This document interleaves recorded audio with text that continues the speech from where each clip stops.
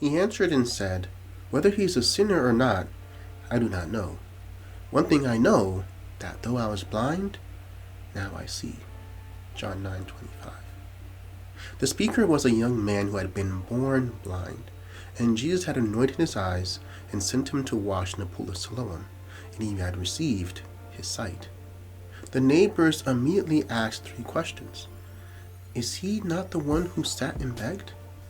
How are his eyes now opened? And where is he that did this? These 3 questions represent well the sequence that often takes place in the experience of the converted Christian. First, people are amazed at the change. Second, they wonder how the change took place. And third, they seek to find him who made the change possible. Then the Pharisees raised questions because this miracle took place on the Sabbath day. They assumed that no one who was of God could heal a man on the Sabbath. Then they called the parents who identified their son, but refused comment on how he was healed because they were afraid of the consequences.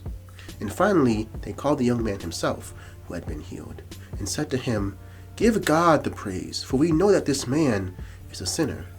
They were so involved in their prejudices as not to be influenced even by such a great work of love as the healing of this young man. This must have been very confusing to the man who had never seen before and was now enjoying his introduction to a new life. He had a good answer. I was blind, and now I see. They reviled him and cast him out of the synagogue, but he still could see.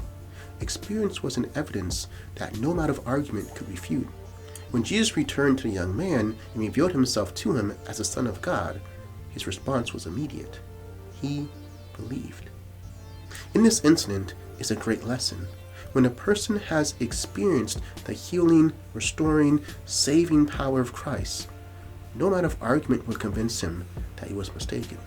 The greatest witness of Christ in the world is the person for whom the Lord has done something special. The most convincing Christians are those who speak out of personal experience. And as always, think on these things.